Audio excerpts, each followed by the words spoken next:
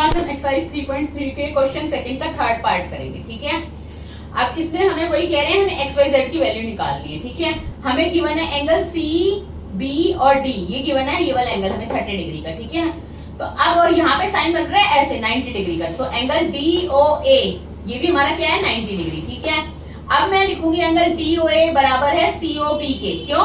Vertically opposite angle. ठीक है, ये 90 था तो एक्स की वैल्यू भी क्या हो गई 90 डिग्री, दोनों क्या है वर्टिकली अपोजिट एंगल।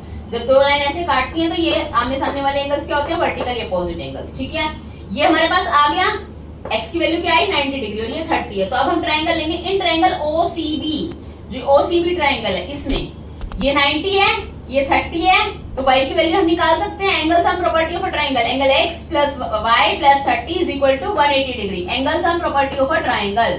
तो x की वैल्यू हमने ऊपर निकाली थी 90 डिग्री आई थी, पुट कर दी, 90 प्लस 30 120 हो गया, तो y इज इक्वल टू 120 उधर गया तो माइनस y की वैल्यू 60 आ गई। ठीक है, y हमारा 60 है, x हमारा क्या था 90। अब z निकाल सकते हैं हम, देखो ये दो लाइंस पैरेलल हैं और ये ट्रांसवर्स काट रहा है, तो ये क्या होगा y is equal to z हो गया, अल्टरनेट इंटीरियर एंगल। y जो है वो z के बराबर हो गया। ठीक है, y की वैल्यू 60 आई थी तो z की वैल्यू भी 60 हो गई। ठीक है, अब हम फोर्थ पार्ट करेंगे बच्चों। ठीक है, इसमें हमें दिया है ये वाला एंगल 80 डिग्री का, एंगल सी बी ए 80 डिग्री का दिया है। ठीक है, बाकी हमें एक्स वाई जेड की वैल्यू निकालनी है, वही प्रॉपर्टीज यूज करेंगे हम। ये दो पैरेलल लाइंस है क्योंकि पैरेललोग्राम है, तो एंगल z बराबर है क्या हो गया 80 डिग्री, क्यों? क्योंकि करस्पॉन्डिंग एंगल्स, ये दो पैरेलल लाइंस है, ई बी ट्रांसवर्स इंटरसेक्ट कर रहे हैं, तो ये दोनों करस्पॉन्डिंग एंगल्स आर इक्वल।